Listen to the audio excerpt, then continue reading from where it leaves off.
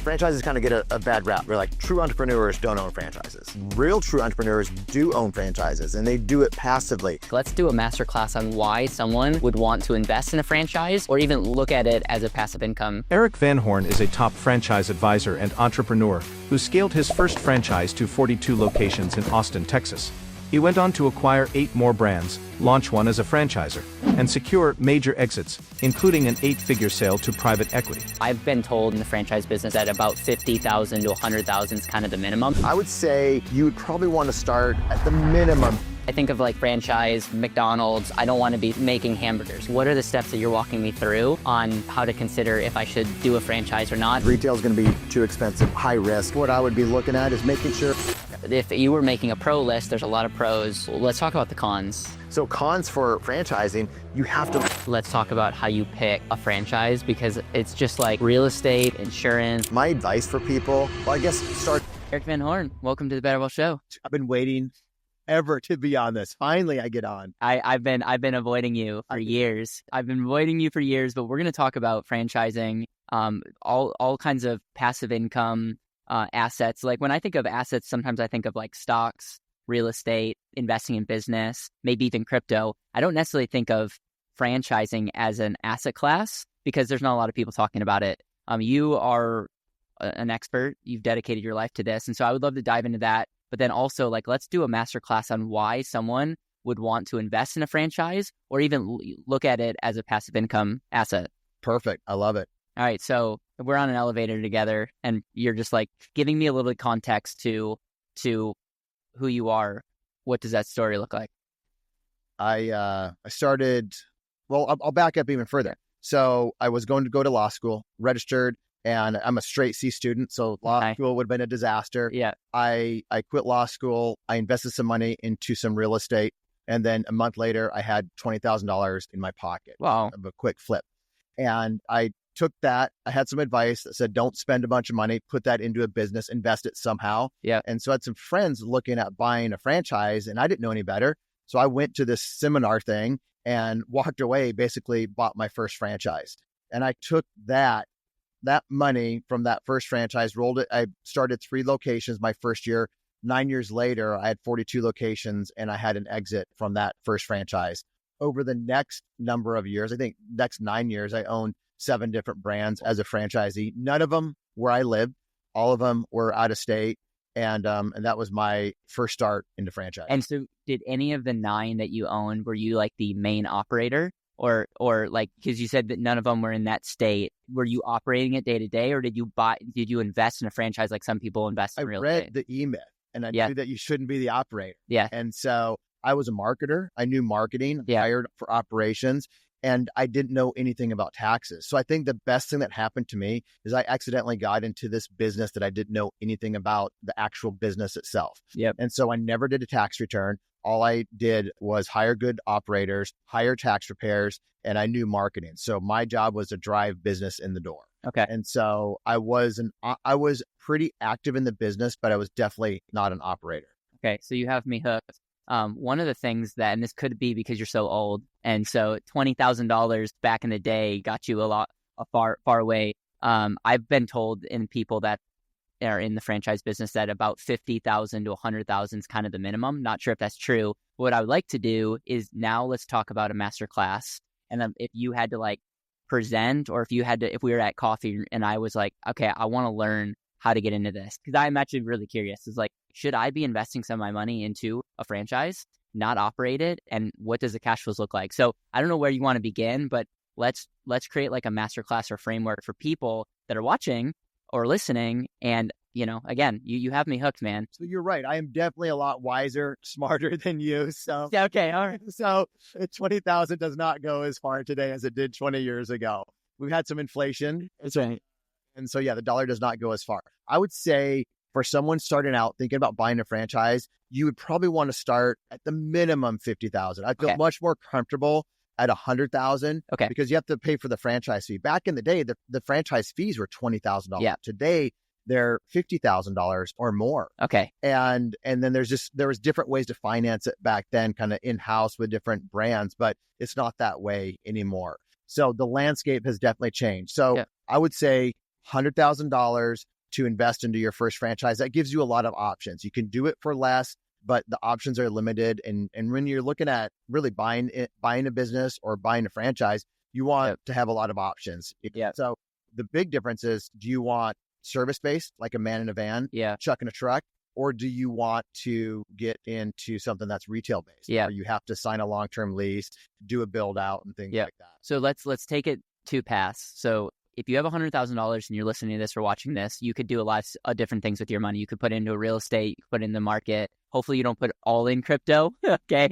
But at you the wrong put it, time. right, the wrong right. time's disaster. Yeah, but the point is you have options. And so there's really two paths that you could take. Let's take the path of someone that does not want to work in the business, does not want to operate. Now, I understand that you're going to do some things, but like does not want to be the operator. Like I think of like franchise, McDonald's. I don't want to be, making hamburgers kind of deal. What's the framework? What are the steps? If you're sitting down with me and I said, okay, Erik, I have at least $100,000.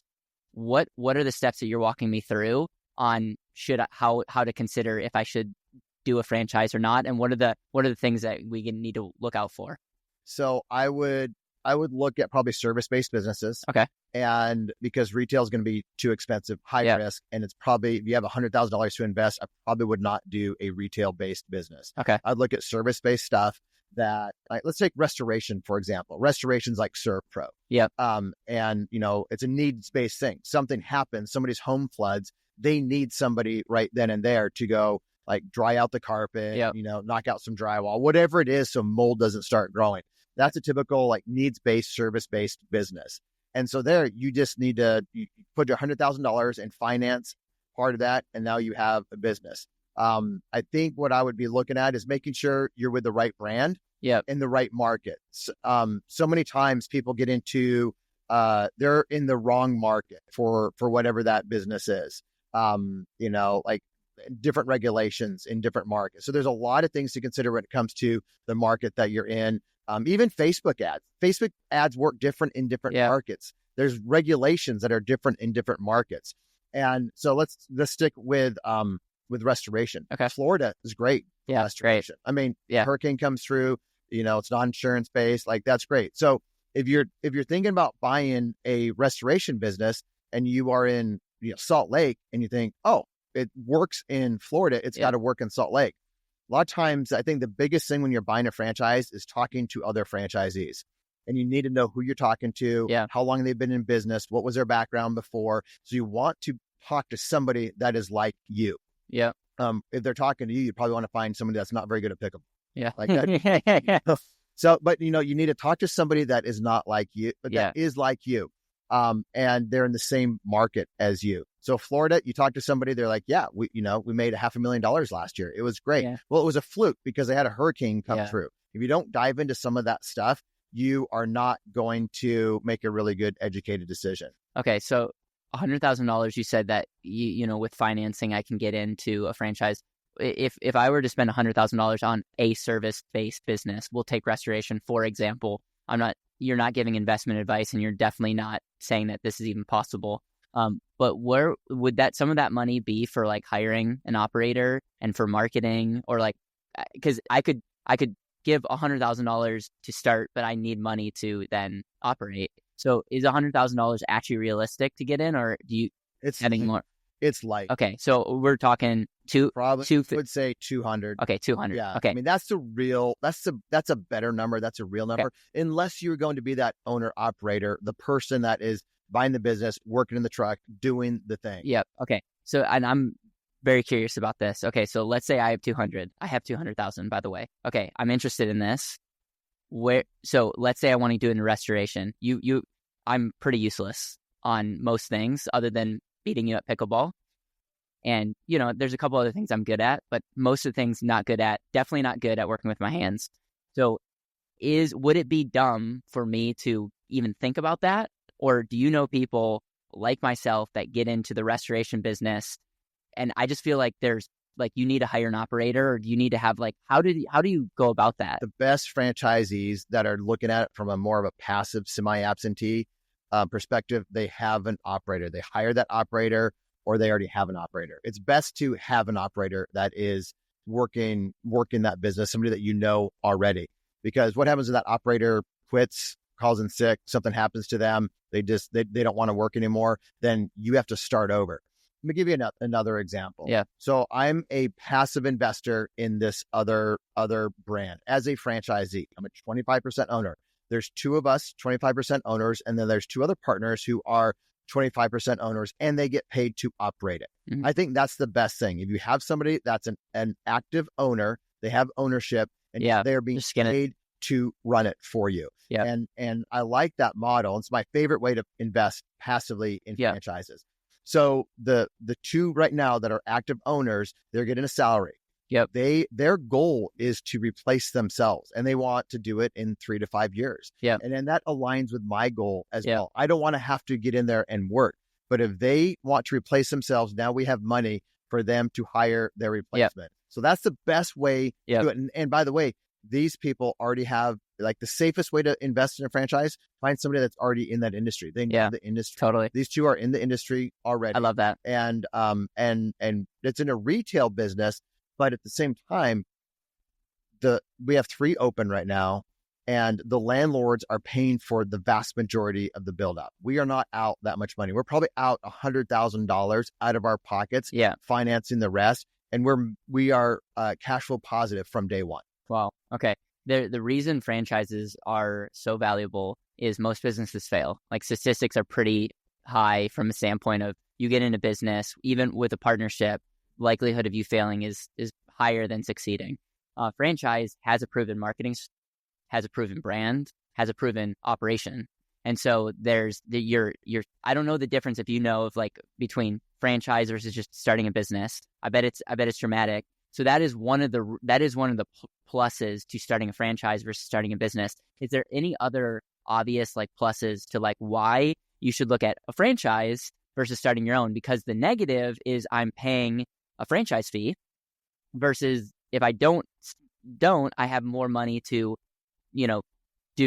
invest in my own business. So I'm trying to like play devil's advocate to like, I'm paying and I have to make sure that the brand, the operations and all that is far out exceeds me going on my own. But I would imagine that the track record of me not losing money is a lot higher over here as well. So I'd want to reframe kind of how you see that. You're right. I am paying this. I'm paying a royalty. It's usually like 6-7%, then a 2% marketing fund. You're paying training. You're paying advertising. You're paying all kinds of different fees to the franchisor. The way that I like to think about it, both as a franchisee and a franchisor, I've been both, is I want that franchisee to get an ROI on that. So whatever that is, if they're paying $100,000 into the franchisor over the course of the year in different fees, they should be getting a return on that, whatever that return is. Maybe it's double. And so that's how I would want to see it as a franchisee in anything. So my advertising fees or my royalties, how am I doing better because I'm paying these fees than I would do it on my own? Some of the things that are kind of soft, there's not like a hard ROI on it, but that's the other franchisees in the system. That's the other, I think some of the best advice that I've ever gotten as a franchisee are with the other franchisees. Wow. Some of the best things that come out of franchise systems as a whole were ideas from franchisees. They tested something out. They tried it. It worked well. They tested it in other locations with the franchisor, and they're like, "Oh, this works great," and then they roll it out. And it could be simple. It could be simple things. It could be bigger things. It could be from technology things to marketing or whatever it is. One brand that I was a part of, they didn't really have a good sales process. Like sitting in front of a customer like this, the person in front of them was just saying whatever they wanted as they were doing a tax return. And then one of the franchisees like, "Oh, we don't do that. We're very scripted. There's a loose script, but it's very scripted." And then over the next year, that franchisee was hired by corporate. They put a whole system in place on closing the sale. I mean, it sounds obvious. They should have that. They should have had it before, but they didn't. A franchisee came up with it, and that whole thing got implemented across the system. If you're a passive investor in a franchise, so for example, you said that you're a 25% owner in a franchise with other people that have maybe more skin in the game from a standpoint, like they're probably getting a salary, their salary is probably higher than yours, but you're getting some profit. Is there tax benefits that you have by being a 25% owner? I don't think so. Okay. You tell me. Well, no, I want to know, I guess another way to ask this is, what is there tax benefits from like getting into franchising? I'm assuming that there's tax write-offs. You're running a business. So as a business owner, anything that you're spending towards that business is a write-off. One of the best things that I did from a tax write-off standpoint within franchising was when I opened up 12 solo salon studios over a 5-year period. And this was coming out of the last recession. You're probably getting out of diapers or something. and we were, we invested probably $12 million. Wow. Most of that was tenant improvements. Okay. And so then we did cost segs on all of that. And we had massive write-offs. It was 100% depreciation. Yep. And it was fantastic. So I really enjoyed that. And, you take that money, you invest it, you put it other places to make money, because you eventually have to, you have to pay it back basically. Yeah. But, that was one of the bigger tax benefits that I've had, building things out. So going back to the question, if I wanted to get into the franchising as investing, would you recommend me find partners to do it with that are operators? Yeah. So it's like, so that's a great, so if I had a skill set, let's say I'm really, really handy, I could get into a franchise, be the main operator, obviously try to replace myself, but from a risk management standpoint, if someone walks out, the whole business, you have way more skin in the game and there's upside there.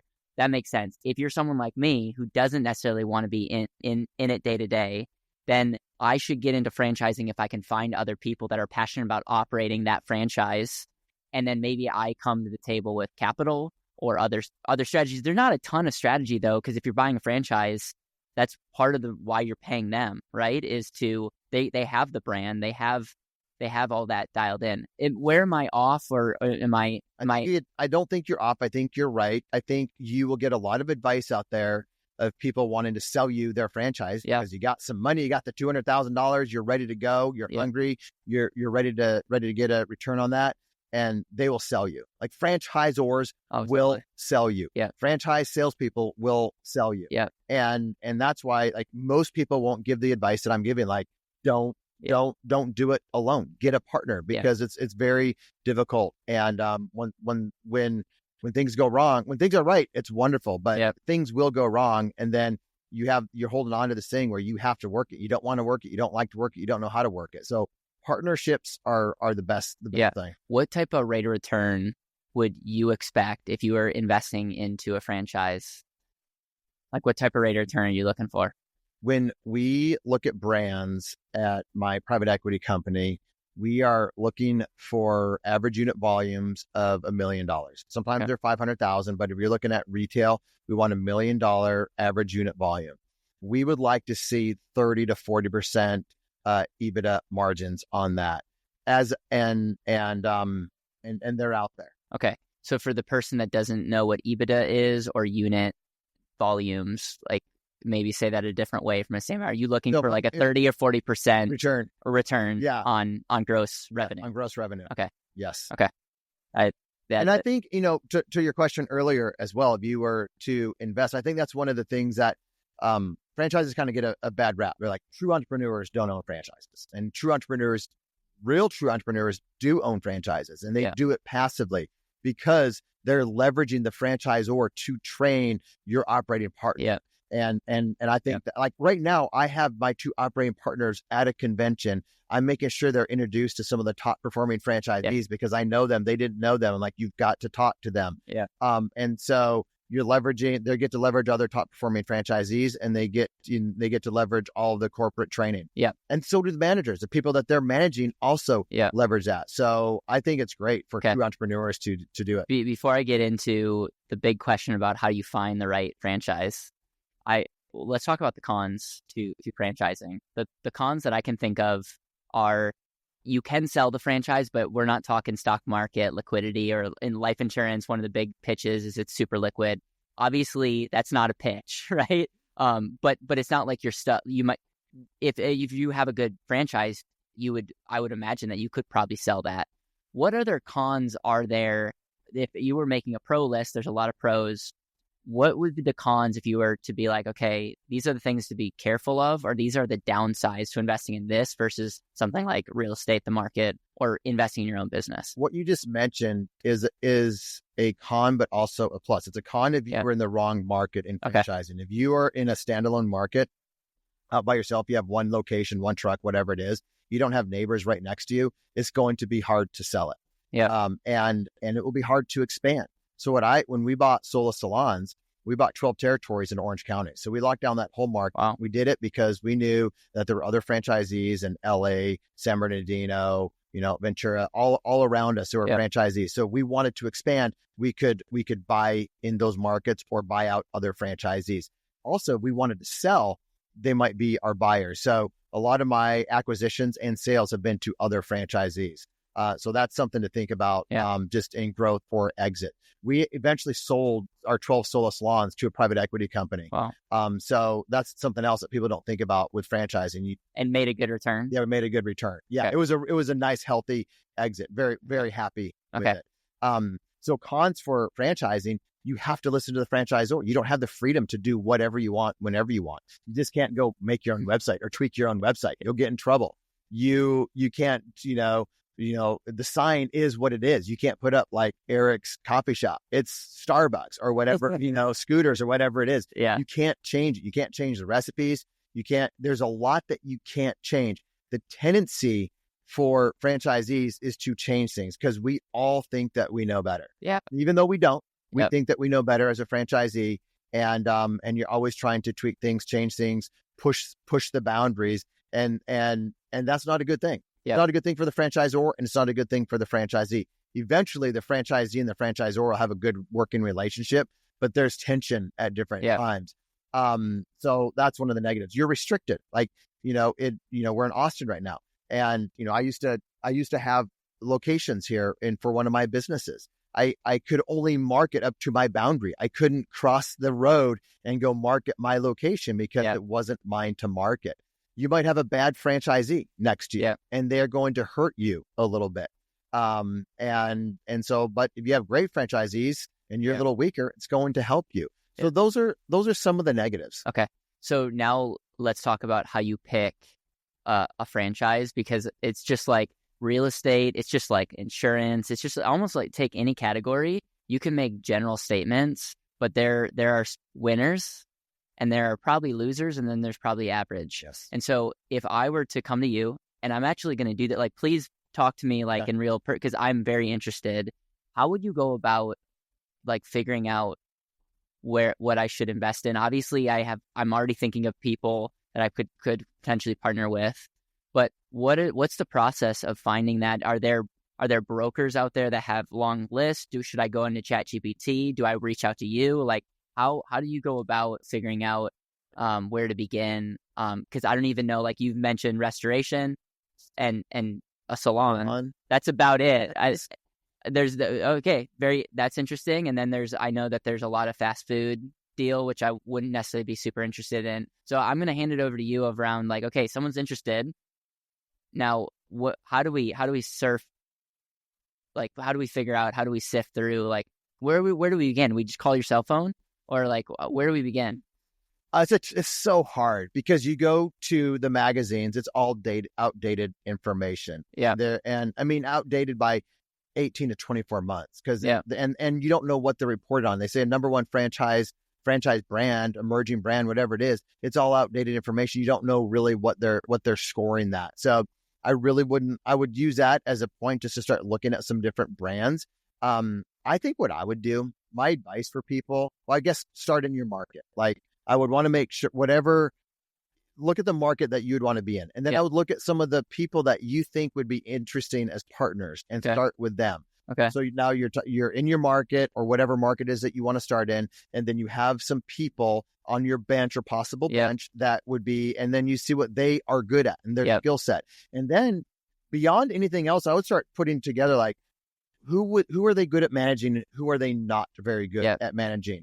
because so many people get into it and they think, oh, I want to, start a coffee shop. Well, you're managing, young people, or you want to start a fitness company. Now you're managing a bunch of fitness people or salons, and you're managing salon professionals, which are a disaster to manage. Yeah. And so I would really think, like, what is their skill set and who are they really good at managing? Or ideally, if it's something that you're doing on the cheap, maybe they do start out as that chuck in a truck or man in a van, and they're out there.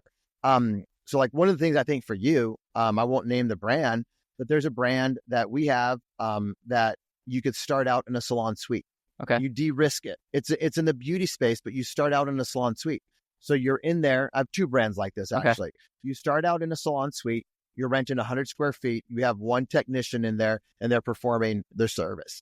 And technician, like, this would be someone that I should find a partner, or this is this, that's the, or I could, okay. So I just employ them. You employ them, and your operation partner manages them. Okay. And now you can test out that model, see how well they do according to what the franchise says you should do.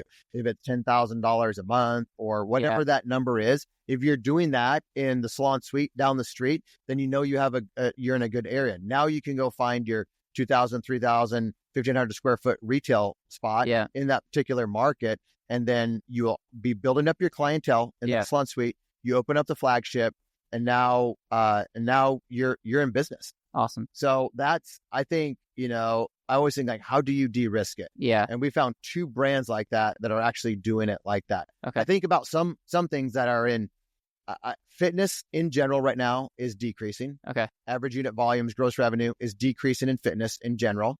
I know that through actual data. Alex Ramosi got out at the right time. Yeah, Alex Ramosi got out at the right time. Beauty is strong. Yep. Wellness is really strong. Okay. And that's also something that I could get behind, because I like the whole wellness space.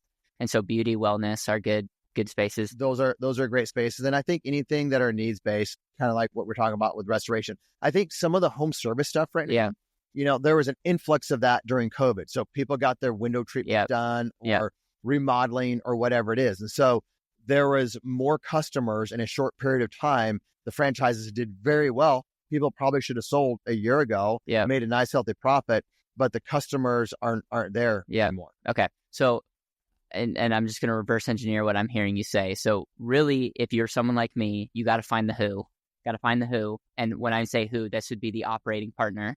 And you figure out what they are good at, and then you figure out what market they're in. And then if, let's just say I find someone who's like really handy, like this person can work hard and they could do lots of different things, then it could be like, okay, they're interested, and we could look at home service businesses, or, for some reason, is there a franchise out there that you can like spray wash concrete? What is that? Yeah. Like, I just see like that's what my Instagram my Instagram feed is filled with like people doing it. It's just like, I don't know. I think it'd be cool for a day. But like, so that would be an example of like, then you would look at that market, and I would imagine some markets are already like taken. Like, there's an amazing franchise, but in Nashville, Tennessee, where I live, it's already taken. So you're only as good as what, like, that's the benefit of another benefit of franchises. They're going to protect the people that are, already working with them. And so that would be the route. And then if you are someone who's watching this or listening to this, and you're like, hey, like, I want to actually operate, like, I would love to operate in a wellness franchise, or I'm handy with my hands, I would love to do that, or I would love to be a technician in a beauty salon, like, that could just be that much more of a no-brainer, because I would imagine you're saving a little bit of money early on, because you not necessarily have to, shell out money paying someone to do that. And then there's a little bit more upside, but I imagine you're taking more of potential risk if you go in at 100%. I think my biggest takeaway is, before talking to you, I wasn't thinking about the partnership model, and it's totally different partnering with a franchise versus just a startup, because there's already a proven system. And so it's a lot cleaner than partnering on a startup, because there's just a lot of more unknowns, and a lot of times partnerships fail because of expectations, a difference in expectation. And that still can happen in a franchise, I would imagine, but it's harder because it's a lot clearer of what you're getting, who's doing what. So you want to know the hardest way to get into franchising? That's probably the best way. Okay. Yes. 100%. So I think that's buying an existing location out. Okay. And it's hard because franchisors don't tell you that they have an existing owner. It's easier to sell a franchise in an unopened territory to collect that franchise fee than it is to facilitate a resale. Okay. And if you get it into a resale, you're going to have, you can validate, you'll get real numbers from that franchisee. Yeah. You'll validate those numbers with other franchisees, and then you'll validate that just in the industry in general. If it's painting, you validate with other painters in different markets. Like, is this real? And so one of the hard things about franchising, you don't really have real numbers to work off of. Yeah. You have historical numbers, or you have historical numbers of corporate locations or franchise locations, but it doesn't really tell you. You're not sure if the market is going to actually, like, your marketplace is going to translate. That's right. I think some of the best things that I did was buy out other franchisees. Yeah. And I know right now, some of my good friends, what they're doing, they're just on an acquisition run. They're acquiring other franchises. Why do people sell if it's doing well?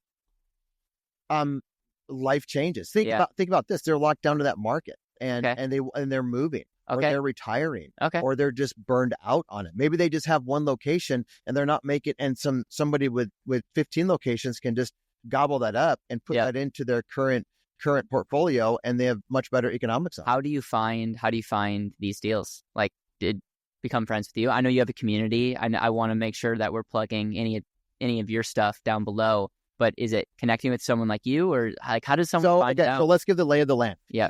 You can inquire on the website. Okay. You won't, and if you don't hear back, they're probably sold out. And so that's why they're not getting back to you.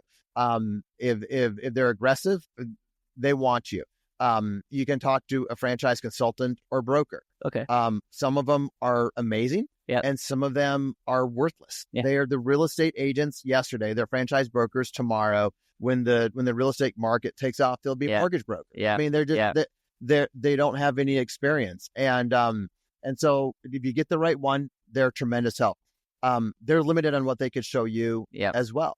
During COVID, crumble cookies was hot. Yeah. People got into that and made a ton of money right away. Like, everybody that opened up a crumble was crushing it. Yeah. It's not that way today. There's competitors that have moved in. Brokers didn't work with crumble. No broker worked with crumble.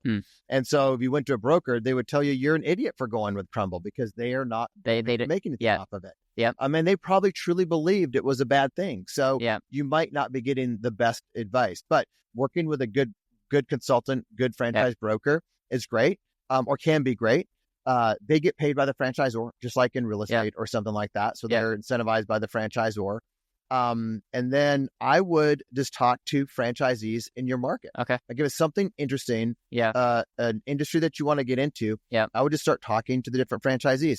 There's some different websites out there that have some listed for sale, but it's not like, can't go into Zillow. Can't go into. Imagine if there was a Zillow or franchise. I know. If you go into Biz by Sell, you will get you'll have people that an ad that will look like a franchise for sale, existing one, but they're just, they're consultants out there trying to get leads. Yeah. They're new franchisors trying to sell on open territories. Yeah. So it's really difficult. But I would start trying to find any franchise for sale on Biz by Sell or with a broker that's in that franchise system that you want.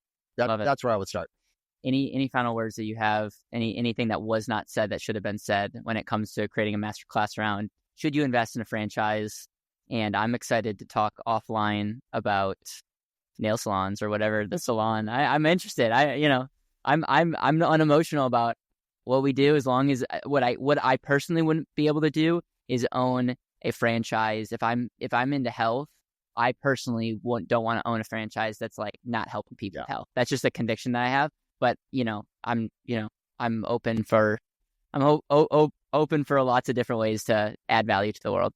I think the last kind of comment on franchising is you want to make sure that you're going to enjoy working with that founder or that team, and that you align with them, because you'll be working with them a lot for a while.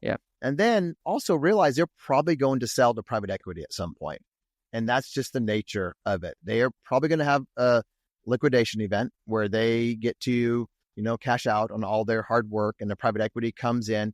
I think at that point, you just need to understand if you want to stick around for that private equity and see how they are as a franchisor, or maybe it's time that you sell around the same time that the founder is selling.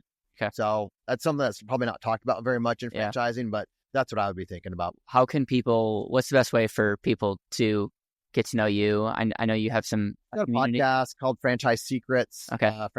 You can just find that on the website. Scalable Franchise is a domain that I have that has a lot of, you can find my Facebook group in there. We got a great Facebook community, different masterminds, and that's probably the best way. If you're a franchisor thinking about, or you have a business that you are thinking about franchising, which is another topic for another day. That's what I really get passionate about.